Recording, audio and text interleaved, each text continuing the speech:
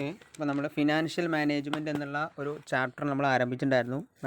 Financial management എന്ന് പറഞ്ഞാൽ ഒമ്പതാമത്തെ ചാപ്റ്റർ, ബിസിനസ് സ്റ്റഡീസിൽ നമ്മൾ ഒമ്പതാമത്തെ ചാപ്റ്ററാണ് ഫിനാൻഷ്യൽ മാനേജ്മെൻറ്റ്. ഫിനാൻഷ്യൽ മാനേജ്മെൻറ്റ് എന്ന് പറഞ്ഞാൽ എന്താണ്? Financial management is the optimal procurement and utilisation of business finance. Business ഫിനാൻസിൻ്റെ കാര്യക്ഷമമായ ഉപയോഗവും അതിൻ്റെ വിനിയോഗത്തിനെയുമാണ് നമ്മൾ ഫിനാൻഷ്യൽ മാനേജ്മെൻറ്റ് അല്ലെങ്കിൽ ധനകാര്യ മാനേജ്മെൻറ്റ് എന്ന കോൺസെപ്റ്റ് കൊണ്ട് ഉദ്ദേശിക്കുന്നത്. ഫിനാൻസ് എന്ന് പറഞ്ഞാൽ എന്താണ്? Finance is the money required for the day to day activities of a business. ഒരു ബിസിനസ്സിൻ്റെ ദൈനംദിന പ്രവർത്തനങ്ങൾക്ക് ആവശ്യമായിട്ടുള്ള പണത്തിൻ്റെ സോഴ്സിനെ അല്ലെങ്കിൽ അളവിനെയാണ് നമ്മൾ ബിസിനസ് ഫിനാൻസ് അല്ലെങ്കിൽ ബിസിനസ് ധനം എന്ന വാക്കുകൊണ്ട് സൂചിപ്പിക്കുന്നത്. അപ്പോൾ ബിസിനസ് ധനവുമായി ബന്ധപ്പെട്ടിട്ടുള്ള കോൺസെപ്റ്റാണ് ഫിനാൻഷ്യൽ മാനേജ്മെൻറ്റ് എന്ന് പറയുന്നത്. It is the optimal procurement and utilisation of available and usage of fund. ഫണ്ടുകളുടെ കൃത്യമായിട്ടുള്ള ഉപയോഗവും വിനിയോഗത്തിൻ്റെയും തോതിനെയാണ് നമ്മൾ ഫിനാൻഷ്യൽ മാനേജ്മെൻറ്റ് അല്ലെങ്കിൽ ധനകാര്യ മാനേജ്മെൻറ്റ് എന്ന കോൺസെപ്റ്റ് കൊണ്ട് ഉദ്ദേശിക്കുന്നത്. അതിൻ്റെ പ്രാധാന്യം നമ്മൾ പറഞ്ഞിട്ടുണ്ടായിരുന്നു. അതേപോലെ തന്നെ ഫിനാൻഷ്യൽ മാനേജ്മെൻറ്റുമായി ബന്ധപ്പെട്ടിട്ടുള്ള 3 ഡിസിഷൻസ്, ആ 3 ഡിസിഷൻസാണ് നമ്മൾ ലാസ്റ്റ് പറഞ്ഞു നിർത്തിയത്. 3 ഡിസിഷൻസ് എന്ന് പറഞ്ഞാൽ ഏതൊക്കെയായിരുന്നു? ഒന്ന്, ഫിനാൻഷ്യൽ ഡിസിഷൻസിൽ ആദ്യം വരുന്നത്, ഫിനാൻഷ്യൽ മാനേജ്മെൻറ്റ് ബന്ധപ്പെട്ട ഫിനാൻഷ്യൽ ഡിസിഷൻസിൽ ആദ്യം വരുന്നത് ഇൻവെസ്റ്റ്മെൻറ്റ് ഡിസിഷൻസ് അഥവാ നിക്ഷേപ തീരുമാനം എന്ന് പറയുന്നത്. രണ്ടാമത്തേതെന്ന് പറയുന്നത് ഫിനാൻഷ്യൽ ഡിസിഷൻ അഥവാ പണശേഖരണ തീരുമാനം. മൂന്നാമത്തേത് ഡിവിഡൻഡ് ഡിസിഷൻ അഥവാ ലാഭവിഹിത തീരുമാനം. അതിൽ നിക്ഷേപ തീരുമാനം നമ്മൾ കഴിഞ്ഞ ക്ലാസ്സിൽ പറഞ്ഞു. നിക്ഷേപ തീരുമാനം എന്ന് പറഞ്ഞാൽ എന്താണ്? വിവിധ ആസ്തികളിൽ സ്ഥാപനത്തിൻ്റെ ധനം എപ്രകാരം വിനിയോഗിക്കണം അല്ലെങ്കിൽ നിക്ഷേപിക്കണം എന്നതിനെക്കുറിച്ചുള്ള തീരുമാനത്തിനെയാണ് നമ്മൾ നിക്ഷേപ തീരുമാനം അല്ലെങ്കിൽ ഇൻവെസ്റ്റ്മെൻറ്റ് ഡിസിഷൻ എന്ന് പറയുന്നത്. Investment decision is the decision taken about how the finance is to be utilised in various fixed assets or investment. Various ഇൻവെസ്റ്റ്മെൻറ്റുകളിൽ എങ്ങനെയായിരിക്കണം ഫിനാൻസ് യൂട്ടിലൈസ് ചെയ്യേണ്ടത് എന്നതിനെക്കുറിച്ചിട്ടുള്ള ഒരു കോൺസെപ്റ്റാണ് ഇൻവെസ്റ്റ്മെൻറ്റ് ഡിസിഷൻ എന്നതുകൊണ്ട് സൂചിപ്പിക്കുന്നത്. അതായത് ഫിക്സഡ് അസറ്റുകളായിട്ടുള്ള ദീർഘകാല നിക്ഷേപ തീരുമാനങ്ങളുണ്ട്, അതിനെ നമ്മൾ മൂലധന ബജറ്റിംഗ് തീരുമാനം എന്ന് പറയും. അതുപോലെ തന്നെ ഹ്രസ്വകാല നിക്ഷേപ തീരുമാനമുണ്ട്, അതിനെ നമ്മൾ ഹ്രസ്വകാല നിക്ഷേപ തീരുമാനത്തിന് പ്രവർത്തന മൂലധന തീരുമാനം എന്നും പറയും. അപ്പോൾ 2 തരത്തിലുള്ള തീരുമാനങ്ങളാണ് ഇതിൽ വരുന്നത്. ഒന്ന്, ക്യാപിറ്റൽ ബഡ്ജറ്റിംഗ് ഡിസിഷൻ അഥവാ ദീർഘകാല മൂലധന തീരുമാനം അല്ലെങ്കിൽ മൂലധന ബജറ്റിംഗ് തീരുമാനം. രണ്ടാമത്തേത് വർക്കിംഗ് ക്യാപിറ്റൽ മാനേജ്മെൻറ്റ് അഥവാ പ്രവർത്തന മൂലധന തീരുമാനം എന്ന് പറയുന്നത്. അതിൽ ദീർഘകാല മൂലധന തീരുമാനം എന്ന് പറഞ്ഞാൽ പുതിയ തരത്തിലുള്ള മെഷീനറികൾ വാങ്ങൽ, പുതിയ തരത്തിലുള്ള ബ്രാഞ്ച് തുറക്കൽ, അതുപോലെ തന്നെ മെഷീനറീസിൻ്റെ യൂട്ടിലൈസേഷൻ ആൻഡ് ബ്രാഞ്ച് ഓപ്പണിംഗ് ഒക്കെയാണ് പ്രധാനമായിട്ടുള്ള ദീർഘകാല അടിസ്ഥാനത്തിലുള്ള മൂലധനം വിനിയോഗിക്കുന്ന പ്രോഗ്രാംസ് എന്ന് പറയുന്നത്. ഇനി ഹ്രസ്വകാല നിക്ഷേപ തീരുമാനം എന്ന് പറഞ്ഞാൽ ഏതൊക്കെയായിരുന്നു? ഒന്ന്, ഡെപ്റ്റേഴ്സ്, കിട്ടാനുള്ള പണം. പിന്നെ ക്യാഷ് ആൻഡ് ഇൻവെൻറ്ററി ഓഫ് ക്യാഷും അതുപോലെ തന്നെ ഡെപ്റ്റേഴ്സുമാണ് ഹ്രസ്വകാല മൂലധന തീരുമാനം. ഇതിനെ നമ്മൾ പ്രവർത്തന മൂലധന തീരുമാനം എന്നും പറയും. അപ്പോൾ നിക്ഷേപ തീരുമാനങ്ങൾ എന്ന് പറഞ്ഞാൽ സ്ഥാപനത്തിൻ്റെ വിവിധ ആസ്തികളിൽ എങ്ങനെയാണ് എപ്രകാരമാണ് ധനം വിനിയോഗിക്കേണ്ടത് എന്നതിനെക്കുറിച്ചുള്ള തീരുമാനത്തിനെയാണ് നമ്മൾ നിക്ഷേപ തീരുമാനം അല്ലെങ്കിൽ ഇൻവെസ്റ്റ്മെൻറ്റ് ഡിസിഷൻ എന്നതുകൊണ്ട് സൂചിപ്പിക്കുന്നത്.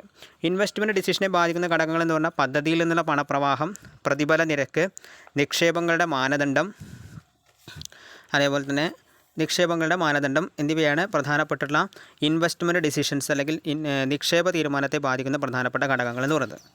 പിന്നെ നമ്മൾ പറയുന്നത് ഫിനാൻസിങ് തീരുമാനം അല്ലെങ്കിൽ ഫിനാൻഷ്യൽ ഡിസിഷൻ എന്ന് പറഞ്ഞാൽ എന്താണെന്ന് പറഞ്ഞു.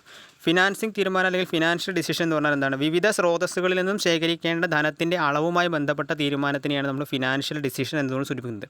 അത് 2 തരത്തിലുള്ള ഡിസിഷൻസ് ഉണ്ട്. ഒന്ന്, ബോറോഡ് ഫണ്ടും പിന്നൊന്ന് ഓൺഡ് ഫണ്ടും. കടം വാങ്ങിയ എമൗണ്ട് അല്ലെങ്കിൽ വായ്പാ ഫണ്ടുകളും പിന്നെ സ്വന്തമായി സമാഹരിച്ച ഫണ്ടുകൾ അല്ലെങ്കിൽ ഓൺഡ് ഇക്വിറ്റി ക്യാപിറ്റൽസും. അതിന് നമ്മൾ ഉടമസ്ഥതാ ഫണ്ട് എന്നും പറയും. അതിൽ ഉടമസ്ഥതാ ഫണ്ടുകളിൽ ഇക്വിറ്റി, മൂലധനം, ലാഭത്തിൽ നിന്നുള്ള നീക്കിയിരിപ്പ്, കരുതൽ ധനം എന്നിവ ഉൾപ്പെടുന്നതിനാണ് നമ്മൾ ഉടമസ്ഥതാ ഫണ്ട് എന്ന് പറയുന്നത്. അപ്പോൾ ഉടമസ്ഥതാ ഫണ്ട് എന്ന് പറഞ്ഞാൽ ഇക്വിറ്റി ഷെയർസ് ഉണ്ടാകാം, മൂലധനം ഉണ്ടാകാം, ലാഭത്തിൽ നിന്നുള്ള നീക്കിയിരിപ്പ് അല്ലെങ്കിൽ പ്രോഫിറ്റിൻ്റെ ഒരു നിശ്ചിത പെർസെൻറ്റേജ് ഓഫ് എമൗണ്ട് മാറ്റി വെച്ചതുണ്ടാകാം, പിന്നെ റിസർവ്ഡ് ക്യാപിറ്റൽ അല്ലെങ്കിൽ കരുതൽ ധനവും ഉണ്ടാകാം. വായ്പാ ഫണ്ടുകൾ എന്ന് പറയുമ്പോഴോ വായ്പാ ഫണ്ടുകൾ അല്ലെങ്കിൽ ബോറോഡ് ക്യാപിറ്റൽ എന്ന് പറയുന്നതിൽ ഡിബഞ്ചേഴ്സ് അല്ലെങ്കിൽ കടപ്പത്രങ്ങൾ, ബാങ്കുകളിൽ നിന്നോ ധനകാര്യ സ്ഥാപനങ്ങളിൽ നിന്നോ എടുത്തിട്ടുള്ള ലോണുകൾ, വായ്പകൾ എന്നിവയും ഉൾപ്പെടുന്നതിനെയാണ് നമ്മൾ വായ്പാ ഫണ്ടുകൾ അഥവാ ബോറോഡ് ഫണ്ട് എന്ന് പറയുന്നത്. അപ്പോൾ ഫിനാൻഷ്യൽ തീരുമാനം എന്ന് പറഞ്ഞാൽ 2 തരത്തിലുള്ള തീരുമാനങ്ങളുണ്ട്. ഒന്ന്, എത്ര എമൗണ്ട് ഓഫ് പെർസെൻറ്റേജ് മണി ഫിനാൻഷ്യലായിട്ട് ഉടമസ്ഥതാ ഫണ്ടായിട്ടും എത്ര amount of percentage of money വായ്പാ ഫണ്ടായിട്ടുണ്ട് എന്നതിനെക്കുറിച്ചുള്ള സ്രോതസ്സാണ് ഫിനാൻസിങ് തീരുമാനം എന്ന് പറയുന്നത്. അതിൽ സ്വന്തമായി സമാഹരിച്ച മൂലധനം ഉണ്ടാകും, കടം വാങ്ങിയ മൂലധനം ഉണ്ടാകും. സ്വന്തമായി സമാഹരിച്ച മൂലധനം എന്ന് പറഞ്ഞാൽ ഇക്വിറ്റി ഷെയർ ക്യാപിറ്റൽ, അതുപോലെ തന്നെ പ്രോഫിറ്റിൻ്റെ ഒരു നിശ്ചിത പെർസെൻറ്റേജ് മാറ്റി വെച്ചിട്ടുള്ള എമൗണ്ട്, പിന്നെ അതുപോലെ തന്നെ കരുതൽ ധനം അല്ലെങ്കിൽ റിസർവ്ഡ് ക്യാപിറ്റൽ എന്ന് പറയുന്നത്. അതേപോലെ തന്നെയാണ് വായ്പാ ഫണ്ടുകൾ അല്ലെങ്കിൽ കടം വാങ്ങിയ എമൗണ്ട് എന്ന് പറയുന്നത്, കടം വാങ്ങിയ എമൗണ്ട് എന്ന് പറഞ്ഞാൽ നോർമലി ബാങ്കിൽ നിന്നും എടുക്കുന്ന ലോണുകൾ, ക്രെഡിറ്റേഴ്സിൻ്റെ കയ്യിൽ നിന്നും വാങ്ങിയിട്ടുള്ള എമൗണ്ടുകൾ, പിന്നെ അതുപോലെ തന്നെ കടപ്പത്രങ്ങൾ അല്ലെങ്കിൽ ഡിബഞ്ചറുകൾ, ഇത്തരത്തിലുള്ളതിനെയാണ് നമ്മൾ ഫിനാൻസിങ് തീരുമാനങ്ങൾ അല്ലെങ്കിൽ വായ്പാ ഫണ്ടുകളായിട്ടും പറയുന്നത്. അപ്പോൾ ഇനി നമുക്ക് അടുത്തത് പറയാനുള്ളത് ഡിവിഡൻഡ് ഡിസിഷൻ അല്ലെങ്കിൽ മൂന്നാമത്തേതാണ് ഡിവിഡൻഡ് ഡിസിഷൻ. ഇപ്പോൾ രണ്ട് തരത്തിലുള്ള തീരുമാനങ്ങൾ പറഞ്ഞു. ഒന്ന് ഇൻവെസ്റ്റ്മെൻറ്റ് ഡിസിഷൻ അല്ലെങ്കിൽ നിക്ഷേപ തീരുമാനം, രണ്ടാമത്തേത് ഫിനാൻസിങ് ഡിസിഷൻ അല്ലെങ്കിൽ ധനപരമായ തീരുമാനം, മൂന്നാമത്തേതാണ് ഡിവിഡൻഡ് ഡിസിഷൻ. ഇപ്പോൾ എന്താണ് ഡിവിഡൻഡ് ഡിസിഷൻ എന്ന് നമുക്ക് നോക്കാം. Dividend is that portion of profit which is distributed to shareholders. The decision involved here is how much of the profit earned by a company after paying tax is to be distributed to shareholders and how much of it should be retained in the business.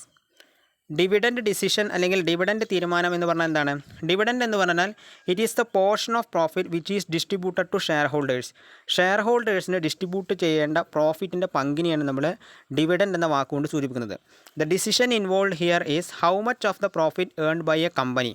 അതായത് ഒരു company earn ചെയ്തിട്ടുള്ള amount of profit എത്രയാണെന്നുള്ളതും after paying the tax കൊടുത്തതിന് ശേഷം അല്ലെങ്കിൽ നികുതി കൊടുത്തതിന് ശേഷം കമ്പനിക്ക് ബാക്കി ലഭ്യമായിട്ടുള്ള എമൗണ്ട് ഓഫ് പ്രോഫിറ്റിൻ്റെ അളവ് എത്രയാണെന്ന് ആദ്യം നിജപ്പെടുത്തണം. It is to be distributed to the shareholders. ആ എമൗണ്ടാണ് ഷെയർ ഹോൾഡേഴ്സിന് അല്ലെങ്കിൽ കമ്പനിയുടെ യഥാർത്ഥ ഓണേഴ്സിന് ഡിസ്ട്രിബ്യൂട്ട് ചെയ്യേണ്ടത്. And how much of it should be retained in the business.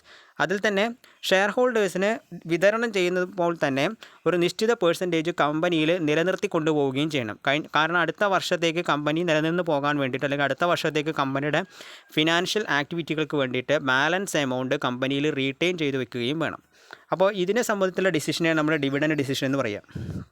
Dividend എന്ന് പറഞ്ഞാൽ it is the portion of profit that is to be distributed to the shareholders of a company. ഒരു കമ്പനിയുടെ ഷെയർ ഹോൾഡേഴ്സിന് distribute ചെയ്യേണ്ട amount of പ്രോഫിറ്റിനെയാണ് നമ്മൾ dividend എന്ന വാക്കുകൊണ്ട് സൂചിപ്പിക്കുന്നത്. ഡിവിഡൻഡ് കൊടുക്കുന്നതിന് മുന്നേ കമ്പനിയുടെ പ്രോഫിറ്റ് എത്രയാണെന്ന് ആദ്യമായിട്ട് നിജപ്പെടുത്തണം. How much of the profit. Tax കൊടുത്തതിന് ശേഷം ബാക്കിയുള്ള എമൗണ്ട് ഓഫ് പ്രോഫിറ്റ് അല്ലെങ്കിൽ ലാഭത്തിൻ്റെ സോഴ്സ് ആദ്യം തീരുമാനിക്കണം. ടാക്സ് കൊടുത്തതിന് ശേഷമുള്ള പ്രോഫിറ്റിൻ്റെ ഒരു നിശ്ചിത പേഴ്സൻറ്റേജ് ഷെയർ ഹോൾഡേഴ്സിന് അവർ കൊണ്ടുവന്നിട്ടുള്ള ക്യാപിറ്റലിന് അനുസൃതമായിട്ട് വിതരണം ചെയ്യുകയും ബാക്കി പേഴ്സൻറ്റേജ് ഓഫ് എമൗണ്ട് റീറ്റെയിൻ ചെയ്ത് അടുത്ത വർഷത്തേക്ക് ബിസിനസ്സിൽ ബാലൻസ് ആയിട്ട് നിലനിർത്തി പോവുകയും ചെയ്യണം. ഇതിനെയാണ് നമ്മൾ ഡിവിഡൻഡ് ഡിസിഷൻ എന്നതുകൊണ്ട് സൂചിപ്പിക്കുന്നത്. So dividend is that portion of profit which is distributed to shareholders. The decision involved here is how much of the profit earned by a company after paying tax is to be distributed to shareholders and how much of it should be retained in the business. നമ്മൾ മൂന്ന് തരത്തിലുള്ള decision പറഞ്ഞു. ഒന്ന് investment decision, പിന്നൊന്ന് financial decision, പിന്നൊന്ന് dividend decision. ഇപ്പോൾ business ഫിനാൻസിനെ ബാധിക്കുന്ന മൂന്ന് തരത്തിലുള്ള ഡിസിഷൻസാണ്. അതിൽ ഇൻവെസ്റ്റ്മെൻറ്റ് ഡിസിഷൻ്റെ പ്രധാനപ്പെട്ടിട്ടുള്ള ഘടകങ്ങൾ അല്ലെങ്കിൽ അതിനെ ബാധിക്കുന്ന ഫാക്ടേഴ്സ് പറഞ്ഞു. ഒന്ന് പദ്ധതിയിൽ നിന്നുള്ള പണപ്രവാഹം, പിന്നെ പ്രതിഫല നിരക്ക്, പിന്നെ നിക്ഷേപ മാനദണ്ഡം. പദ്ധതിയിൽ നിന്നുള്ള പണപ്രവാഹം എന്ന് പറഞ്ഞാൽ എന്താണ്? ദീർഘകാല ആസ്തികളിൽ നിക്ഷേപിക്കുന്നത് നിശ്ചിത കാലത്തേക്ക് പണത്തിൻ്റെ ഒഴുക്ക് സൃഷ്ടിക്കും. പണത്തിൻ്റെ ഒഴുക്ക് എന്നുള്ളത് വരവോ ആകാം അല്ലെങ്കിൽ ചിലവോ ആകാം. അത് വരവ് കൂടുകയും ചിലവ് കുറയുകയും ചെയ്യുമ്പോഴാണ് നിക്ഷേപ തീരുമാനം സക്സസ് ആയിട്ട് മാറുന്നത്. പ്രതിഫല നിരക്ക് എന്ന് പറയുമ്പോഴോ ഒരു പദ്ധതി തിരഞ്ഞെടുക്കുന്നതിനുള്ള മാനദണ്ഡത്തിനെയാണ് പ്രതിഫല നിരക്കെന്ന് പറയുന്നത്. ഓരോ പദ്ധതിയിൽ നിന്നും പ്രതീക്ഷിക്കുന്ന വരുമാനവും നഷ്ടസാധ്യതയും അടിസ്ഥാനമാക്കി തയ്യാറാക്കുന്ന ഒരു നിരക്കാണ് അല്ലെങ്കിൽ കണക്കുകൂട്ടലുകളാണ് പ്രതിഫല നിരക്ക് എന്നതുകൊണ്ട് സൂചിപ്പിക്കുന്നത്. നിക്ഷേപ മാനദണ്ഡം എന്ന് പറഞ്ഞാലോ നിക്ഷേപത്തിൻ്റെ തുക, പലിശ നിരക്ക്, പണത്തിൻ്റെ ഒഴുക്ക്, പ്രതിഫല നിരക്ക് എന്നിങ്ങനെയുള്ള വിവിധ കാര്യങ്ങൾ പരിഗണിച്ച് പ്രത്യേക പദ്ധതിയിൽ പണം നിക്ഷേപിക്കണമെന്ന് തീരുമാനിക്കുന്നതിനെയാണ് നമ്മൾ നിക്ഷേപ മാനദണ്ഡം എന്ന് പറയാം. നിക്ഷേപ മാനദണ്ഡങ്ങൾ വിലയിരുത്തുന്ന ടെക്നിക്കുകൾ അനവധിയുണ്ട്.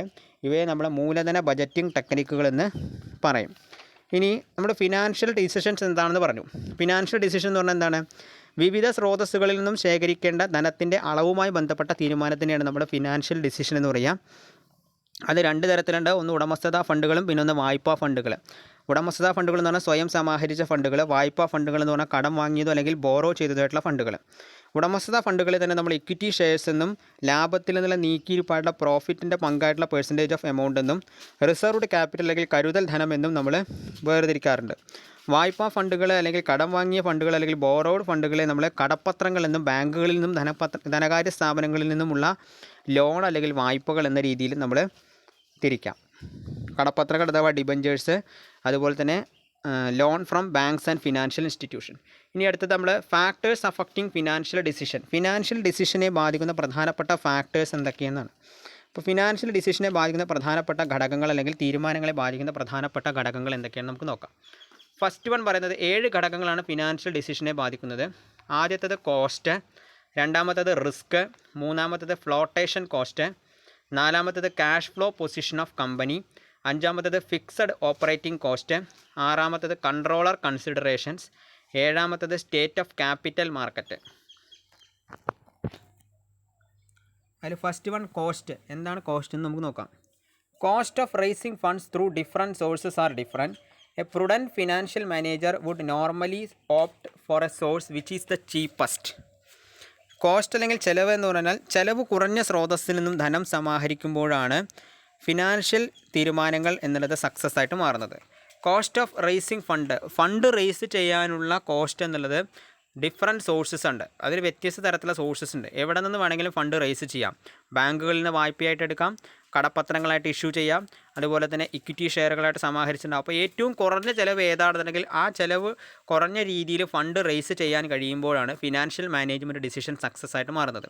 അതുകൊണ്ട് തന്നെ ഒരു financial manager opt A source of which is the cheapest, ഏറ്റവും ചീപ്പസ്റ്റ് ആയിട്ടുള്ള സോഴ്സ് അല്ലെങ്കിൽ ഉറവിടം ഏതാണെന്ന് കണ്ടെത്തുക എന്നുള്ളതാണ് ഒരു ഫിനാൻഷ്യൽ മാനേജറുടെ ഡ്യൂട്ടി എന്ന് പറയുന്നത്. ചിലവ് കുറഞ്ഞ സ്രോതസ്സിൽ നിന്നും ധനം സമാഹരിക്കണം. ഇപ്പോൾ ബാങ്കിൽ നിന്നും ലോൺ എടുക്കുന്ന സമയത്ത് പലിശ റേറ്റ് നമ്മൾ നോക്കണം എന്നർത്ഥം. അതായത് ഇൻട്രസ്റ്റ് റേറ്റ് കൂടുതലാണെന്നുണ്ടെങ്കിൽ അത്തരത്തിലുള്ള ഒരു ഇൻട്രസ്റ്റ് റേറ്റുള്ള ബാങ്കിൽ നിന്ന് നമ്മൾ ലോൺ എടുത്തു കഴിഞ്ഞാൽ തിരിച്ചടക്കാൻ ശേഷി കഴിഞ്ഞില്ല എന്നുണ്ടെങ്കിൽ, സോൾവൻസി കഴിഞ്ഞില്ല എന്നുണ്ടെങ്കിൽ സ്വാഭാവികമായിട്ടും കമ്പനിയെ സംബന്ധിച്ചിടത്തോളം അല്ലെങ്കിൽ ബിസിനസ് സ്ഥാപനത്തിനെ സംബന്ധിച്ചിടത്തോളം വലിയ രീതിയിലുള്ള ഒരു നഷ്ടമായിട്ടത് മാറും. അപ്പോൾ ലോൺ എടുക്കുന്ന സമയത്ത് പ്രത്യേകം ശ്രദ്ധിക്കേണ്ട കാര്യം എന്താണെന്ന് വെച്ച് കഴിഞ്ഞാൽ ഇൻട്രസ്റ്റ് റേറ്റ് അല്ലെങ്കിൽ അതിൻ്റെ പലിശ നിരക്കും കൂടി നമ്മൾ ശ്രദ്ധിക്കണം. പലിശ നിരക്ക് ശ്രദ്ധിക്കുന്ന സമയത്ത് ഫിനാൻഷ്യൽ കപ്പാസിറ്റി, കമ്പനിയുടെ ഫിനാൻഷ്യൽ കപ്പാസിറ്റി അല്ലെങ്കിൽ പ്രോഫിറ്റ് ലെവൽ വേണ്ട രീതിയിൽ ഉയർന്നു വരുന്നില്ല എന്നുണ്ടെങ്കിൽ കമ്പനിക്ക് ലോൺ അടയ്ക്കാനുള്ള ശേഷി ഇല്ലാതെ മാറുകയും അല്ലെങ്കിൽ സോൾവൻസി റേഷ്യോ കുറഞ്ഞു വരികയും അതിൻ്റെ ഭാഗമായിട്ട് ലോൺ തിരിച്ചടയ്ക്കാനുള്ള ശേഷി ഇല്ലാത്തതിൻ്റെ ഭാഗമായിട്ട് ചിലവ് കൂടുന്ന ഒരു പ്രവർത്തനമായിട്ട് മാറുകയും ചെയ്യും. കമ്പനി നഷ്ടത്തിലേക്ക് മാറുകയും ചെയ്യും. അപ്പോൾ അതുകൊണ്ട് ഫിനാൻസ് പ്രൊക്യൂർ ചെയ്യുന്ന സമയത്ത് കൂടുതൽ ശ്രദ്ധ കേന്ദ്രീകരിക്കേണ്ട ഒരു വസ്തുതയാണ്. ചിലവ് കുറഞ്ഞ സ്രോതസ്സ് ഏതാണെന്നുണ്ടെങ്കിൽ ആ സ്രോതസ്സിൽ നിന്നും ധനം സമാഹരിക്കുന്നതായിരിക്കും ഏറ്റവും ഉചിതം. രണ്ടാമത്തേത് റിസ്ക് അല്ലെങ്കിൽ നഷ്ടസാധ്യത എന്ന് പറഞ്ഞാൽ എന്താണെന്ന് നോക്കാം. Risk is the possibility of loss arising in future. It is uncertain or uncertainty of loss arised in future. The risk associated with each of the source is different. Risk എന്ന് പറഞ്ഞാൽ എന്താണ്? Risk എന്ന് പറഞ്ഞാൽ നഷ്ടസാധ്യത എന്നാണ് അതുകൊണ്ട് സൂചിപ്പിക്കുന്നത്. Risk എന്ന് പറഞ്ഞാൽ it is the possibility of loss arising in future. ഭാവിയിൽ സംഭവിക്കാവുന്ന നഷ്ടത്തിൻ്റെ സാധ്യതയാണ് നമ്മൾ റിസ്ക് എന്ന വാക്കുകൊണ്ട് സൂചിപ്പിക്കുന്നത്. ഇറ്റ് ഈസ് അൺസർട്ടൈൻ, അത് പ്രവചിക്കാൻ കഴിയാത്തതൊന്നാണ്. റിസ്ക് എന്തായിരിക്കുമെന്ന് പ്രവചിക്കാൻ കഴിയില്ല, പക്ഷേ റിസ്ക് എന്നുള്ളത് ഒഴിച്ചുകൂടാൻ കഴിയാത്ത ഒരു വസ്തുതയാണ്. It is uncertain or uncertainty of loss arised in future. ഭാവിയിൽ സംഭവിക്കാവുന്ന നഷ്ടത്തിൻ്റെ അനിശ്ചിതാവസ്ഥയാണ് റിസ്ക് എന്ന വാക്കുകൊണ്ട് സൂചിപ്പിക്കുന്നത്. The risk associated with each of the source is different. ഓരോ സോഴ്സിൽ നിന്നും ഉണ്ടാകുന്ന റിസ്കിൻ്റെ അളവ് എന്നുള്ളത് വ്യത്യാസമായിരിക്കും. അപ്പോൾ ഒരു സോഴ്സ് നമ്മൾ സെലക്ട് ചെയ്യുന്ന സമയത്ത് ആ സോഴ്സിൻ്റെ നഷ്ടസാധ്യത വിലയിരുത്തി കഴിഞ്ഞതിന് ശേഷം മാത്രമേ സോഴ്സിനെ നമ്മൾ പ്രിഫർ ചെയ്യാൻ പാടുകയുള്ളൂ. അതാണ് ഈ ഒരു കോൺസെപ്റ്റ് കൊണ്ട് ഉദ്ദേശിക്കുന്നത്. രണ്ടാമത്തെ ഫാക്ടർ എന്ന് പറയുന്നത് റിസ്ക് ഫാക്ടർ നമ്മൾ പൂർണ്ണമായും ശ്രദ്ധിക്കണം. റിസ്ക് ഫാക്ടർ ശ്രദ്ധിക്കാതെ ഒരു ഫിനാൻഷ്യൽ ഡിസിഷൻ എടുത്തു കഴിഞ്ഞാൽ it will be more dangerous, അത് ഡേഞ്ചറസ് ആയിട്ട് സ്ഥാപനത്തിന് മാറും. മൂന്നാമത്തേത് ഫ്ലോട്ടേഷൻ കോസ്റ്റ്. ഫ്ലോട്ടേഷൻ കോസ്റ്റ് എന്ന് പറഞ്ഞാൽ എന്താണ്? The fund raising exercise cost is called flotation cost. Fund raise ചെയ്യാനുള്ള കോസ്റ്റിനെയാണ് നമ്മൾ ഫ്ലോട്ടേഷൻ കോസ്റ്റ് എന്ന് പറയുന്നത്. Higher the flotation cost less attractive the source. Flotation cost കൂടുമ്പോൾ സ്വാഭാവികമായിട്ടും എന്തുവരും? സോഴ്സ് അട്രാക്റ്റീവ് അല്ലാതെയായിട്ട് മാറും. അതുകൊണ്ട് തന്നെ ധനം സമാഹരിക്കുന്നതിനുള്ള ചിലവ് പരമാവധി കുറവായിരിക്കണം. സമാഹരിക്കാനുള്ള അതായത് ധനം സമാഹരിക്കാനുള്ള ചിലവ് അല്ലെങ്കിൽ കോസ്റ്റ് കുറയുമ്പോഴാണ് സോഴ്സ് അട്രാക്റ്റീവായിട്ട് മാറുന്നത്. അതാണ് ഈ കോൺസെപ്റ്റ് കൊണ്ട് ഉദ്ദേശിക്കുന്നത്. Higher the flotation cost. Flotation cost എന്ന് പറഞ്ഞാൽ ധനം സമാഹരിക്കുന്നതിനുള്ള ചിലവിനെയാണ് നമ്മൾ ഫ്ലോട്ടേഷൻ കോസ്റ്റ് എന്ന് പറയുന്നത്. സമാഹരിക്കാനുള്ള ചിലവ് കൂടുമ്പോൾ ഓട്ടോമാറ്റിക്കലി ഫിനാൻഷ്യൽ മാനേജ്മെൻറ്റ് ഡിസിഷൻ നെഗറ്റീവായിട്ട് മാറും. അടുത്തത് cash flow position of the company. കമ്പനിയുടെ ക്യാഷ് ഫ്ലോ പൊസിഷൻ അല്ലെങ്കിൽ പണത്തിൻ്റെ ഒഴുക്കിൻ്റെ സ്ഥിതി എന്ന് പറയുന്നത്. A stronger cash flow position may take ഡെപ്റ്റ് financing more viable than funding through equity. അതായത് പണത്തിൻ്റെ ഒഴുക്കിൻ്റെ സ്ഥിതി ശക്തമാണെങ്കിൽ വായ്പാ ഫണ്ട് കൂടുതലായിട്ട് ഉപയോഗിക്കാവുന്നതാണ്. അതായത് ധാരാളം പണം സ്ഥാപനത്തിലേക്ക് വന്നു ചേരുന്ന ഒരു സ്ഥിതി ഉണ്ടെന്ന് വിചാരിക്കുക. അതായത് പ്രോഫിറ്റിൻ്റെ ലെവൽ കൂടുതലാണെന്നുണ്ടെങ്കിൽ സ്വാഭാവികമായിട്ടും അല്ലെങ്കിൽ ശക്തമായ പണത്തിൻ്റെ സോഴ്സ് സ്ഥാപനത്തിനുണ്ടെങ്കിൽ കൂടുതലായിട്ട് വായ്പാ ഫണ്ട് ഉപയോഗിക്കാൻ കഴിയും. പണത്തിൻ്റെ സോഴ്സ് അല്ലെങ്കിൽ പണത്തിൻ്റെ ഒഴുക്ക് കുറവാണെന്നുണ്ടെങ്കിൽ വായ്പാ ഫണ്ടുകളെ കൂടുതലായിട്ട് അഡോപ്റ്റ് ചെയ്യുന്നത് ഇല്ലാതിരിക്കുന്നതായിരിക്കും ഉത്തമം. അപ്പോൾ അതുകൊണ്ട് തന്നെ a stronger cash flow position കൂടുതലായിട്ടുണ്ടെങ്കിൽ മാത്രമാണ് ഡെപ്റ്റ് ഫിനാൻസിങ് അല്ലെങ്കിൽ കടമെടുക്കാനോ അല്ലെങ്കിൽ കടം കൊടുക്കാനോ ഉള്ള കപ്പാസിറ്റി ഉണ്ടാവുകയുള്ളൂ. More viable than funding through equity. അപ്പോൾ കമ്പനിയുടെ ക്യാഷ് ഫ്ലോ നമ്മൾ പരിശോധിക്കണം. ക്യാഷ് ഫ്ലോ എന്നുള്ളത് ഇൻഫ്ലോ ആണോ ഔട്ട്ഫ്ലോ ആണോ എന്നതിനെ അടിസ്ഥാനപ്പെടുത്തിയിട്ടായിരിക്കും ഡെപ്റ്റ് ഫിനാൻസിങ് എന്നുള്ളത് ബന്ധപ്പെടുന്നുണ്ടാവുക. ക്യാഷ് ഫ്ലോ എന്നുള്ളത് ഇൻഫ്ലോനേക്കാളും കൂടുതൽ ഔട്ട്ഫ്ലോ ആണ് വരുന്നതെന്നുണ്ടെങ്കിൽ ഡെപ്റ്റ് ഫിനാൻസിങ് എന്നുള്ളത് പോസിബിൾ ആവില്ല. അതൊരു ഡിഫിക്കൽട്ടായിട്ട് സ്ഥാപനത്തിന് മാറുകയും ചെയ്യുക. അടുത്ത അഞ്ചാമത്തത് fixed operating cost. Fixed operating cost എന്ന് പറഞ്ഞാൽ എന്താണ്? സ്ഥിരമായ പ്രവർത്തന ചിലവുകളെയാണ് ഫിക്സഡ് ഓപ്പറേറ്റിംഗ് കോസ്റ്റ് എന്ന വാക്കുകൊണ്ട് സൂചിപ്പിക്കുന്നത്. If a business has high fixed operating cost such as building rent, insurance premium, salaries, it must reduce fixed financing cost. Hence lower ഡെപ്റ്റ് financing is better. Fixed operating cost അല്ലെങ്കിൽ സ്ഥിരമായ പ്രവർത്തന ചെലവുകൾ എന്ന് പറഞ്ഞാൽ എന്താണ്? If a business has high fixed operating cost, ഒരു ബിസിനസ്സിന് ഉയർന്ന ഫിക്സഡ് ഓപ്പറേറ്റിംഗ് കോസ്റ്റുകൾ ഉണ്ടെങ്കിൽ, അതായത് ബിൽഡിംഗ് റെൻ്റ് അല്ലെങ്കിൽ കെട്ടിട വാടക, ഇൻഷുറൻസ് പ്രീമിയം, സാലറി, ഇതുപോലെയുള്ള ഹൈ ഫിക്സഡ് ഓപ്പറേറ്റിംഗ് കോസ്റ്റുകൾ ഉണ്ടെങ്കിൽ it must reduce fixed financing cost. അത് കൂടുതലായിട്ട് ഫിക്സഡ് ഫിനാൻസിംഗ് കോസ്റ്റുകളെ റെഡ്യൂസ് ചെയ്യണം. ഹെൻസ് ലോവർ ഡെപ്റ്റ് ഫിനാൻസിംഗ് ഈസ് ബെറ്റർ. അതിന് വായ്പാ ഫണ്ടുകൾ ഉപയോഗിക്കുന്നതിൻ്റെ അളവ് കുറയ്ക്കുകയായിരിക്കും ഏറ്റവും ഉത്തമം. കൂടുതലായിട്ട് ഉടമസ്ഥതാ ഫണ്ടുകൾ ഉപയോഗിക്കുകയാണ് ചെയ്യേണ്ടത്.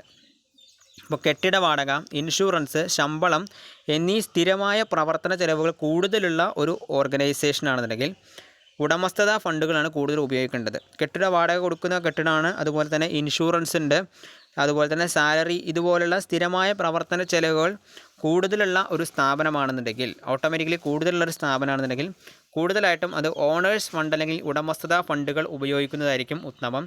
ഡെപ്റ്റ് ഫിനാൻസിങ്ങിനെ അപേക്ഷിച്ച് നോക്കുമ്പോൾ ഉടമസ്ഥതാ ഫണ്ടുകൾ അല്ലെങ്കിൽ ഓണേഴ്സ് ഫണ്ടായിരിക്കും സ്ഥാപനത്തിന് കൂടുതൽ ഗുണകരമായിട്ട് മാറുക. If a business has high fixed operating cost, ഉയർന്ന ഫിക്സഡ് ഓപ്പറേറ്റിംഗ് കോസ്റ്റുകൾ ഉണ്ടെങ്കിൽ, അതായത് ബിൽഡിംഗ് റെൻ്റ് അല്ലെങ്കിൽ കെട്ടിട വാടക, ഇൻഷുറൻസ് പ്രീമിയം, സാലറി, ഇതുപോലെയുള്ള ഉയർന്ന ഫിക്സഡ് കോസ്റ്റുകൾ ഉണ്ടെങ്കിൽ it reduce fixed financing cost. Fixed financing കോസ്റ്റിനെ അത് നിർബന്ധമായിട്ടും റെഡ്യൂസ് ചെയ്യണം.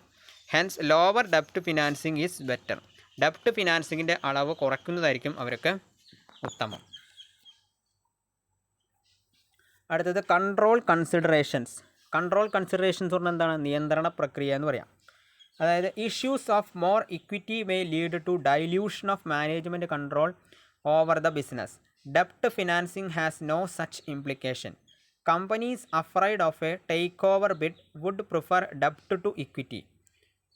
അതായത് കൂടുതൽ ഉടമസ്ഥതാ ഫണ്ട് ഉപയോഗിക്കുന്നത് ബിസിനസ്സിൻ്റെ മേലുള്ള നിയന്ത്രണം നഷ്ടപ്പെടുത്തും. വായ്പാ ഫണ്ടുകളെ സംബന്ധിച്ചിടത്തോളം ഇത്തരത്തിലുള്ള അപകടങ്ങൾ അവിടെ ഇല്ല. ഇപ്പോൾ ഉടമസ്ഥതാ ഫണ്ടുകൾ കൂടുതലായിട്ട് ഉപയോഗിക്കുകയാണെങ്കിൽ ബിസിനസ്സിന് എന്തുവരും? നിയന്ത്രണം നഷ്ടപ്പെടുന്നതിനൊരു കാരണമായിട്ട് മാറും. കാരണം സ്വന്തമായിട്ട് സമാഹരിച്ച ഫണ്ടുകൾ തന്നെയാണ് എടുത്ത് ഉപയോഗിക്കുന്നത്. സ്വന്തമായി സമാഹരിച്ച ഫണ്ടുകൾ കൂടുതൽ ഉപയോഗിക്കുമ്പോൾ സമയത്ത് സ്വാഭാവികമായിട്ടും ബിസിനസ്സിന് റിസർവായിട്ട് സൂക്ഷിച്ചു വയ്ക്കാനോ അല്ലെങ്കിൽ കരുതലായിട്ട് സൂക്ഷിച്ചു വയ്ക്കാനോ കയ്യിൽ പണമില്ലാത്തൊരവസ്ഥയിലേക്ക് മാറും.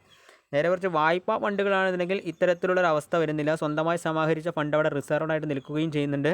വായ്പാ ഫണ്ടുകൾ കൊടുത്തു തീർക്കാൻ ബിസിനസ്സിന് പ്രോഫിറ്റ് ഉണ്ടാകുമ്പോൾ കൊടുത്തു തീർക്കാനും കഴിയും. അതുകൊണ്ട് തന്നെ പണത്തിൻ്റെ സോഴ്സ് സെലക്ട് ചെയ്യുമ്പോൾ വായ്പാ ഫണ്ടുകളുടെ ഒരു നേരിയ തോതും അതുപോലെ തന്നെ ഉടമസ്ഥതാ ഫണ്ടുകളുടെ ഒരളവും സ്വാഭാവികമായിട്ടും ഉണ്ടാകണം എന്ന് പറയുന്നതിൻ്റെ കാരണം അതാണ്. അപ്പോൾ കൂടുതൽ ഉടമസ്ഥതാ ഫണ്ട് മാത്രമായിട്ട് ഉപയോഗിക്കാൻ വായ്പാ ഫണ്ട് ഉപയോഗിക്കുന്നില്ല, ഉടമസ്ഥതാ ഫണ്ട് മാത്രമാണ് ഉപയോഗിക്കുന്നതെന്നുണ്ടെങ്കിൽ ബിസിനസ്സിന് അതിൻ്റെ സ്വന്തം നിയന്ത്രണം എന്നുള്ളത് നഷ്ടപ്പെടുകയും പ്രോഫിറ്റിന് പകരം ലോസാണ് അപ്രതീക്ഷിതമായ ലോസാണ് സംഭവിക്കുന്നത് അല്ലെങ്കിൽ നഷ്ടമാണ് സംഭവിക്കുന്നതെങ്കിൽ ബിസിനസ്സിന് സ്വന്തം കയ്യിലുള്ള പണം അല്ലെങ്കിൽ വരുമാനം നഷ്ടപ്പെടുന്ന ഒരവസ്ഥയിലേക്ക് മാറുകയും അതോടുകൂടി സ്ഥാപനത്തിൻ്റെ നിയന്ത്രണം നഷ്ടപ്പെടുന്ന ഒരവസ്ഥയിലേക്ക് മാറുകയും ചെയ്യും.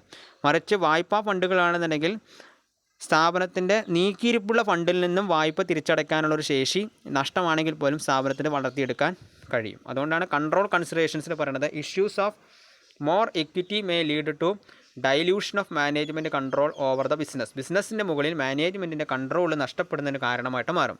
ഡെപ്റ്റ് financing has no such implication. ഡെപ്റ്റ് ഫിനാൻസിങ്ങിന് അത്തരത്തിലുള്ള ഒരു ഇംപ്ലിക്കേഷൻസ് ഒന്നുമില്ല. Companies afraid of a takeover bid would prefer ഡെപ്റ്റ് ടു ഇക്വിറ്റി. ഇനി ഏഴാമത്തേത് പറയുന്നത് സ്റ്റേറ്റ് ഓഫ് ക്യാപിറ്റൽ മാർക്കറ്റ് അല്ലെങ്കിൽ മൂലധന വിപണിയുടെ അവസ്ഥ എന്ന് പറയുന്നത്. Health of the capital market may also affect the choice of swords of fund. During the period when stock market is rising more people invest in equity. However, depressed capital market may take issue of equity shares difficult for any company. അതായത് മൂലധന വിപണിയുടെ അവസ്ഥ എന്ന് പറഞ്ഞു കഴിഞ്ഞാൽ വിപണിയിൽ ഉയർച്ചയാണ് സംഭവിക്കുന്നുണ്ടെങ്കിൽ equity ഷെയറിനും വിപണിയിൽ താഴ്ചയാണെന്നുണ്ടെങ്കിൽ ഡെപ്റ്റ് സെക്യൂരിറ്റികൾക്കും demand കൂടും. ക്യാപിറ്റൽ മാർക്കറ്റിൽ ഉണ്ടാകുന്ന അവസ്ഥയും സോഴ്സ് ഓഫ് ഫണ്ടിൻ്റെ ചോയ്സിനെ ബാധിക്കുന്നൊരു ഘടകമാണ്. During the period when stock market is rising, stock market ഉയർന്നിരിക്കുന്ന സമയമാണെങ്കിൽ, സ്റ്റോക്ക് മാർക്കറ്റ് റൈസ് ചെയ്തിരിക്കുകയാണെന്നുണ്ടെങ്കിൽ more people invest in equity, കൂടുതൽ ആളുകൾ ഇക്വിറ്റിയിൽ ഇൻവെസ്റ്റ് ചെയ്യും. However depressed capital market depressed ആണെങ്കിൽ may take issue of equity shares difficult for any company. കമ്പനികളെ സംബന്ധിച്ചിടത്തോളം ഇക്വിറ്റി ഷെയറുകൾ ഇഷ്യൂ ചെയ്യുക എന്ന് പറഞ്ഞാൽ ഡിഫിക്കൽട്ടായിട്ട് മാറുകയും ചെയ്യും. So the health of the capital മാർക്കറ്റിൻ്റെ ഹെൽത്താണ് സോഴ്സ് ഓഫ് ഫണ്ടിനെ അഫക്റ്റ് ചെയ്യുന്നൊരു ഘടകം എന്ന് പറയുന്നത്. During the period when stock market is rising, stock market rise ചെയ്യുകയാണെങ്കിൽ more people invest in equity, കൂടുതൽ ആളുകൾ ഇക്വിറ്റിയിൽ ഇൻവെസ്റ്റ് ചെയ്യുകയും. However depressed capital market depressed ആണെങ്കിൽ may take issue of equity shares difficult for any company. കമ്പനികളെ സംബന്ധിച്ചിടത്തോളം equity ഷെയറുകൾ issue ചെയ്യുക എന്ന് പറഞ്ഞാൽ ഡിഫിക്കൽട്ടായിട്ട് മാറുകയും ചെയ്യും. അവിടെ ഡെപ്റ്റ് സെക്യൂരിറ്റികൾക്കാർക്കും ഡിമാൻഡ് കൂടുക. ഇതാണ് പ്രധാനമായിട്ടും ഫിനാൻഷ്യൽ മാനേജ്മെൻറ്റിനെ ബാധിക്കുന്ന ഡിസിഷൻസ് എന്ന് പറയുന്നത്, അല്ലെങ്കിൽ ഫിനാൻസിങ് തീരുമാനത്തെ ബാധിക്കുന്ന ഘടകങ്ങൾ എന്ന് പറയുന്നത്. ഫിനാൻസിങ് തീരുമാനത്തെ ബാധിക്കുന്ന ഘടകങ്ങൾ അല്ലെങ്കിൽ ഫിനാൻഷ്യൽ ഡിസിഷൻസിനെ ബാധിക്കുന്ന ഘടകങ്ങൾ എന്ന് പറയുന്നത് ആദ്യത്തേത് കോസ്റ്റ് അല്ലെങ്കിൽ ചെലവ്, രണ്ടാമത്തേത് നഷ്ടസാധ്യത അല്ലെങ്കിൽ റിസ്ക്, മൂന്നാമത്തേത് ഫ്ലോട്ടേഷൻ കോസ്റ്റ്, നാലാമത്തേത് പണത്തിൻ്റെ ഒഴുക്കിൻ്റെ സ്ഥിതി അല്ലെങ്കിൽ ഫിക്സഡ് ഓപ്പറേറ്റിംഗ് കോസ്റ്റ് അല്ലെങ്കിൽ പണത്തിൻ്റെ ഒഴുക്കിൻ്റെ സ്ഥിതി എന്ന് പറയുന്നത്, പണത്തിൻ്റെ ഒഴുക്കിൻ്റെ സ്ഥിതി അല്ലെങ്കിൽ cash flow position of the company. പിന്നെ ഫിക്സഡ് ഓപ്പറേറ്റിംഗ് കോസ്റ്റ് അല്ലെങ്കിൽ സ്ഥിരമായ പ്രവർത്തന ചെലവുകൾ, കൺട്രോൾ കൺസിഡറേഷൻസ് അല്ലെങ്കിൽ നിയന്ത്രണ പ്രക്രിയ, മൂലധന വിപണിയുടെ അവസ്ഥ, അതല്ലെങ്കിൽ സ്റ്റേറ്റ് ഓഫ് ക്യാപിറ്റൽ മാർക്കറ്റ് എന്ന് പറയുന്നത്. അപ്പോൾ പ്രധാനമായിട്ടും ഫിനാൻഷ്യൽ മാനേജ്മെൻറ്റ് ഡിസിഷൻസ് എന്നുള്ളത് 3 തരത്തിലുള്ളത്. ഒന്ന് ഇൻവെസ്റ്റ്മെൻറ്റ് ഡിസിഷൻ അല്ലെങ്കിൽ നിക്ഷേപ തീരുമാനം, രണ്ടാമത്തേത് ഫിനാൻഷ്യൽ ഡിസിഷൻ അല്ലെങ്കിൽ ധനകാര്യ തീരുമാനം, മൂന്നാമത്തേത് ഡിവിഡൻഡ് ഡിസിഷൻ അല്ലെങ്കിൽ ഡിവിഡൻറ്റുമായി ബന്ധപ്പെട്ട തീരുമാനങ്ങൾ. അതിൽ ഇൻവെസ്റ്റ്മെൻറ്റ് ഡിസിഷൻസിനെ ബാധിക്കുന്ന ഘടകങ്ങൾ നമ്മൾ പറഞ്ഞു. പദ്ധതിയുടെ പണപ്രവാഹം, പദ്ധതിയിൽ നിന്നുള്ള പണപ്രവാഹം, പ്രതിഫല നിരക്ക്, നിക്ഷേപ മാനദണ്ഡം. 3 ഇൻവെസ്റ്റ്മെൻറ്റ് ഡിസിഷൻസിനെ ബാധിക്കുന്ന ഘടകങ്ങൾ എന്ന് പറയുന്നത്. ഫിനാൻസിങ് ഡിസിഷനെ ബാധിക്കുന്ന ഘടകങ്ങൾ എന്ന് പറയുന്നത് 7 ആ 7 നമ്മളിപ്പോൾ പറഞ്ഞത്. ചെലവ്, നഷ്ടസാധ്യത, ഫ്ലോട്ടേഷൻ ചെലവ്, പണത്തിൻ്റെ ഒഴുക്കിൻ്റെ സ്ഥിതി, സ്ഥിരമായ പ്രവർത്തന ചെലവുകൾ, നിയന്ത്രണം, മൂലധന വിപണിയുടെ അവസ്ഥ എന്ന് പറയുന്നത്. ഇനി നമ്മളടുത്തത് ഡിവിഡൻഡ് ഡിസിഷനാണ് പറയുന്നത്. ഡിവിഡൻഡ് ഡിസിഷൻ എന്ന് പറഞ്ഞാൽ കമ്പനിക്ക് ലഭിച്ച ലാഭത്തിൻ്റെ എത്ര ഭാഗം ഓഹരി ഉടമകൾക്ക് ലാഭവിഹിതമായി നൽകണമെന്നും എത്ര ഭാഗം ഭാവി ആവശ്യങ്ങൾക്കായി നീക്കിവെക്കണം എന്നതിനെക്കുറിച്ചുള്ള തീരുമാനത്തിനെയാണ് നമ്മൾ ഡിവിഡൻഡ് ഡിസിഷൻ എന്ന് പറയുക. അപ്പോൾ എത്ര ഭാഗം ലാഭവിഹിതമായി നൽകണമെന്നും എത്ര ഭാഗം ഭാവി ആവശ്യങ്ങൾക്കായിട്ട് റിസർവ് ആക്കി നീക്കിവെക്കണം എന്നതിനെക്കുറിച്ചുള്ള തീരുമാനത്തിനെയാണ് നമ്മൾ ലാഭവിഹിത തീരുമാനം അല്ലെങ്കിൽ ഡിവിഡൻഡ് ഡിസിഷൻ എന്നതുകൊണ്ട് സൂചിപ്പിക്കുന്നത്. ഡിവിഡൻഡ് ഡിസിഷനെ ബാധിക്കുന്ന ഘടകങ്ങൾ നമുക്ക് നെക്സ്റ്റ് ക്ലാസ്സിൽ ഡിസ്കസ് ചെയ്യാം. ഈ ഭാഗത്തിൻ്റെ വീഡിയോ എല്ലാവരും കാണുക. Okay, thank you.